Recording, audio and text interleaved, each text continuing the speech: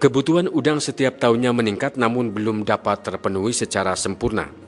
Penyebabnya masih menurunnya kualitas lahan dan air secara umum yang mengakibatkan banyak masalah di dalam budidaya udang. SUPM Negeri Tegal yang merupakan sekolah perikanan menengah pertama di Indonesia saat ini mulai mengembangkan budidaya udang skala mini empang plastik atau yang disebut dengan busmatik. Sistem ini merupakan solusi sederhana yang dapat menjawab permasalahan tersebut.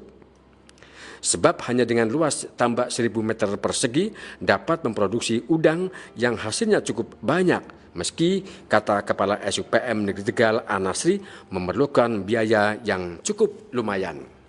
Busmatik mampu menjadi salah satu metode intensifikasi guna meningkatkan hasil dengan menambah input produksi tanpa adanya perluasan lahan. Mengawali pada siklus kedua, pada pembudidayaan busmatik, Kamis 9 Oktober 2014 dilakukan penebaran benih udang jenis Fanami. Benih atau benur jenis udang ini tergolong masih sangat langka dan kegiatan ini merupakan salah satu program untuk memenuhi kebutuhan peningkatan kompetensi dan keterampilan pada program pembudidayaan perikanan di SUPM Negeri Tegal. Menurut Anasri, budidaya udang Fanami hasilnya cukup menggembirakan. Dia memberi contoh pada penaburan pertama sebanyak 150.000 benur pada tambak seluas 1000 meter dapat menghasilkan udang sebanyak 2 ton selama penanaman 82 hari dengan ukuran size 65 ekor per kilogram. Kami dari SUPM Tegal saat ini mengembangkan budidaya udang skala mini empang plastik yang kita kenal dengan busmatik. Ini untuk tahun pertama ini baru kita coba memulai menanam udang Fanami. Kenapa? Karena udang Fanami saat ini ketersediaan benur, kesediaan benih yang berkualitas itu disediakan udang bibit benur Fanami. Sementara benur yang ini kan masih sulit kita temukan gitu kan. Kemudian konon ceritanya itu tahan terhadap berbagai penyakit. Busmatik ini yang kita kembangkan ini dalam rangka memenuhi kebutuhan peningkatan kompetensi atau keterampilan siswa, bahwa di SUPM Tegal itu menyelenggarakan program keahlian teknologi budidaya perikanan. Jadi dalam rangka memenuhi kebutuhan siswa supaya terampil dan kompeten, mau tidak mau kita harus menyiapkan sarana dan prasarana. Untuk tahap awal ini kami mengembangkan busmatik ini baru 2 petak. Satu petaknya untuk petak pemeliharaan dan satunya lagi untuk tandon untuk kesediaan air yang akan kita gunakan di petak pemeliharaan.